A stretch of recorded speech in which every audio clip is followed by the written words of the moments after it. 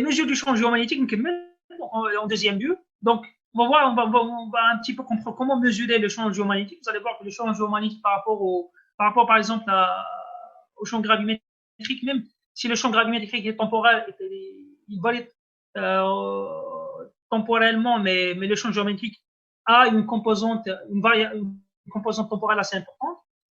Les variations du champ géomagnétique, c'est-à-dire qu'à partir de ces mesures, on a vu que le champ géomagnétique varie en espace et en temps.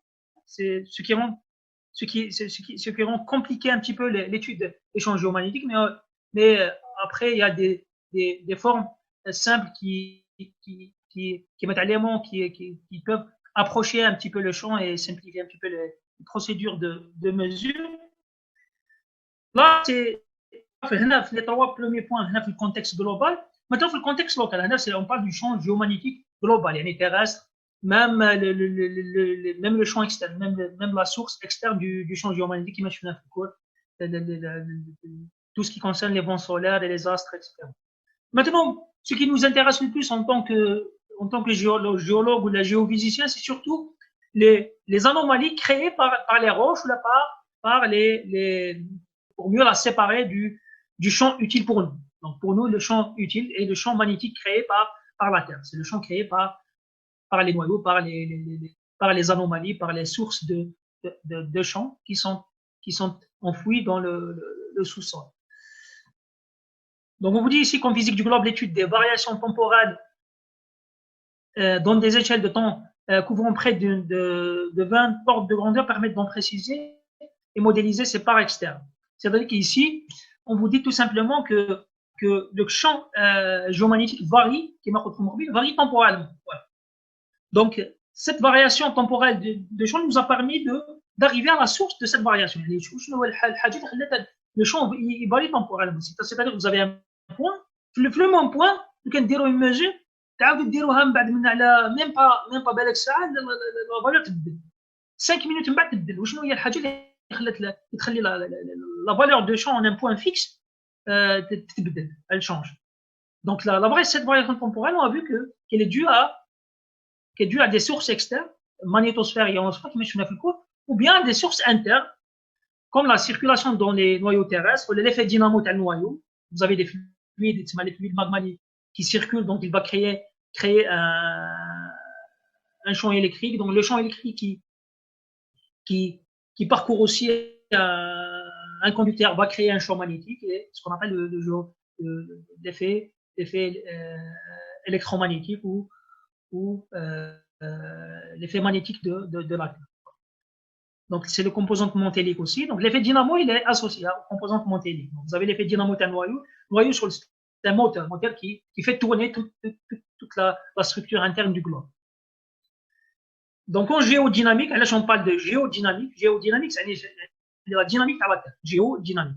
Donc grâce à l'archéomagnétisme et au paléomagnétisme, là c'est surtout du paléomagnétisme, on va voir, parce que l'archéomagnétisme utilise des échelles de temps très courtes, contrairement au paléomagnétisme où on a des échelles assez longues qui peuvent aller de 1000 ans jusqu'à des millions d'années. Donc on arrive à reconstituer les mouvements passés des plaques tectoniques. Donc là, on voit un petit peu l'utilité du calcul du champ géomagnétique à un instant T donné. Voilà.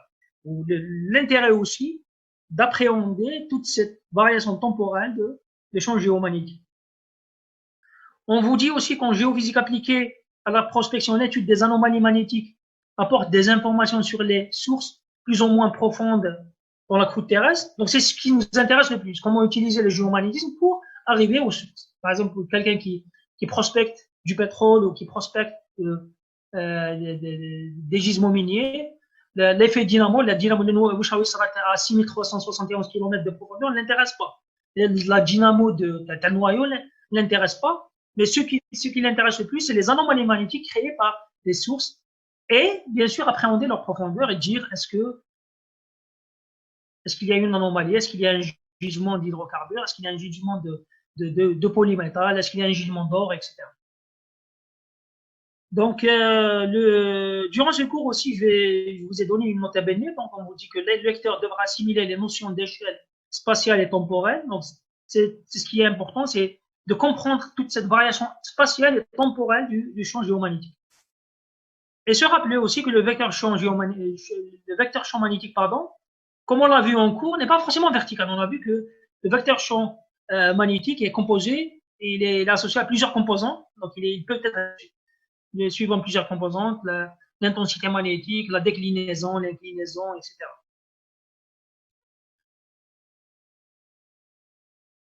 Voilà.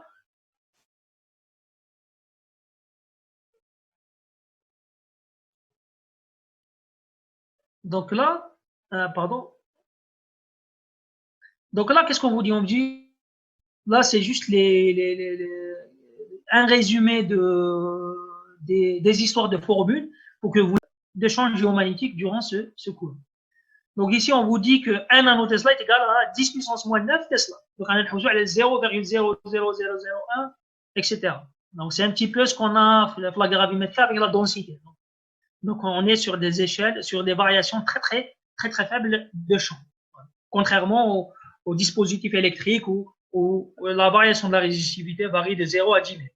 Là, c'est vraiment, on cherche vraiment le 0,0001 dixième de près. Ou là, centième de millième de près. Donc maintenant, la perméabilité absolue ou la susceptibilité magnétique et le rapport entre les deux, donc c'est V sur H. Oui. Et son unité est l'ohm seconde par mètre. Donc c'est ohm seconde par mètre pour la perméabilité ou la susceptibilité magnétique. Donc maintenant, par exemple, si on a le champ primaire et on a un champ secondaire, on associe aussi, on ajoute un corps qui crée un champ magnétique, un corps, par exemple, un corps conducteur des minéraux, un potentiel minier, un gisement de mine ou un gisement d'hydrocarbures ou de gaz, donc il peut créer une anomalie magnétique. Donc, l'induction B va être égale à mu0 H, le champ primaire créé par l'effet dynamo, plus M qui va désigner le champ secondaire. C'est dans le domaine cristal, c'est ce qui nous intéresse, c'est le champ secondaire, créé par l'anomalie. Donc, M désigne l'intensité de magnétisation. Donc, chaque corps a une aimantation particulière, donc un sur le kit. Donc, lorsqu'un corps, par exemple, un réservoir de magnétique ou une roche de magnétique enfouie à 2 ou 3 km de profondeur, il a un champ magnétique, elle va répondre. Donc, elle va créer, le champ magnétique va créer un champ électrique qui m'inspire.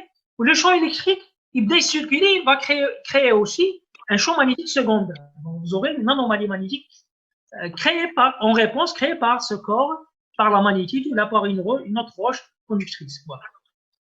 Si vous avez un dike aussi, c'est la même chose. Si vous avez un filon, une veine un filon minéralisé, fait des minéraux fait du plomb, du zinc, du cuivre, etc. Donc ce filon va créer aussi un champ secondaire et il va créer une anomalie. À partir de cette anomalie, on va pouvoir tracer l'évolution, la géométrie de ce filon. Donc, on vous dit aussi pour le M qui désigne l'intensité de magnétisation, le moment magnétique, c'est la même chose, hein, soit l'intensité ou moment magnétique. Donc, ce moment magnétique va être égal à mu fois M. Donc, pour avoir le moment magnétique M, petit m, vous avez le volume, c'est-à-dire que là, on parle de spire, on parle d'une surface, mais en réalité, la roche, elle est en volume. Il y a un volume de roche, mais une surface. Donc, c'est un volume. C'est un volume. Donc, lorsqu'on intègre le calcul sur un volume, le volume complet, donc le moment magnétique va être le volume parcouru par l'aimantation ou par le moment magnétique. Donc ce moment magnétique, par l'intensité de magnétisation, pardon. Donc c'est l'intensité de magnétisation fois le volume, sur un volume donné. Voilà. Et ce moment magnétique peut être exprimé aussi en ampères, c'est des ampères, c'est le courant ampère fois mètre carré. Fois mètre carré. Donc, c'est des ampères fois mètre carré. Voilà. Maintenant, le géomagnétisme qui est au cours du premier cours, donc il s'appuie sur 2 repères. Donc, vous avez un repère géocentrique et un repère local.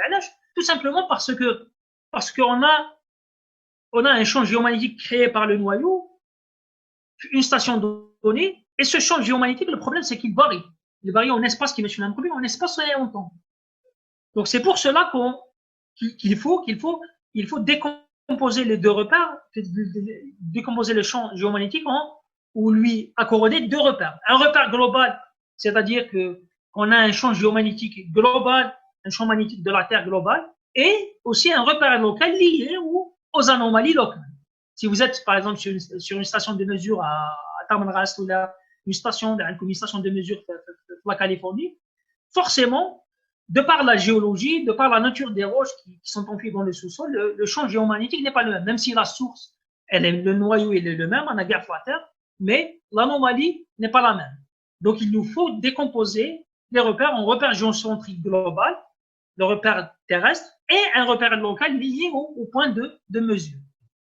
Donc, le repère géocentrique ou le repère global on vous dit ici, permet de définir la position géographique de tout point sur le globe terrestre. Donc, dans tout point, on a le même repère, donc là, il n'y a pas de problème. Donc, c'est ce que vous voyez ici. Et ce repère global est associé à des coordonnées. Donc, les coordonnées d'un point sont exprimées en coordonnées polaires. Donc, c'est R qui désigne le rayon de la Terre, θ qui désigne la colatitude. Donc, c'est la colatitude qui mentionne là, c'est 90 degrés moins la latitude du point. La latitude, c'est les coordonnées géographiques du point. Et phi qui désignera la longitude du point. Donc, voici les trois entités associées au repère. Donc, chaque point, il est défini ici par ses repères, par ses coordonnées géographiques ou c'est associé au rayon de la Terre. θ, bien sûr, le rayon parce que on peut être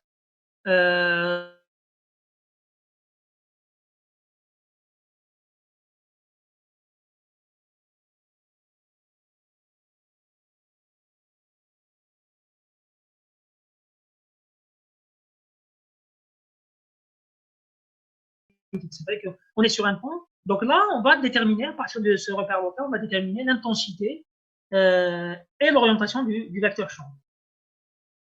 Bien sûr, si on est au-dessus d'un corps qui est au-dessus d'une roche au-dessus de la magnétique, par exemple, ou d'un gisement de magnétique, l'intensité, forcément, l'intensité du champ magnétique va être élevée. Si on s'éloigne de la magnétique, d'une station de mesure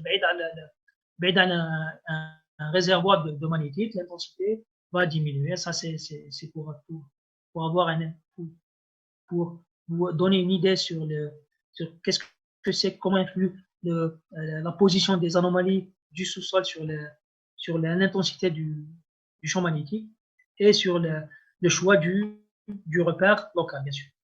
Donc, en tout point P, on vous dit ici repéré dans le repère géocentrique, on peut construire un repère cartésien local centré sur ce point et permettant de décrire l'orientation et l'intensité du champ magnétique. C'est à partir de ce point qu'on décrit l'orientation et l'intensité du champ magnétique. Par exemple, on va voir après que là, de par le monde, il y a des stations qui mesurent le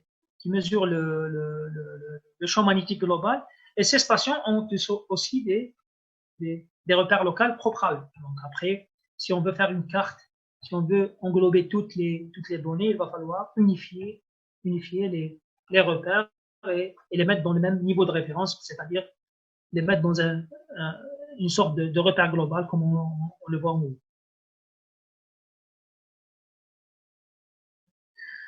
Voilà, donc à partir des deux repères, du repère local et du global, mais c'est surtout de notre repère local, on va voir après. Donc l'anomalie, par exemple, d'une anomalie magnétique ou un vecteur champ magnétique peut être décrit comme suit.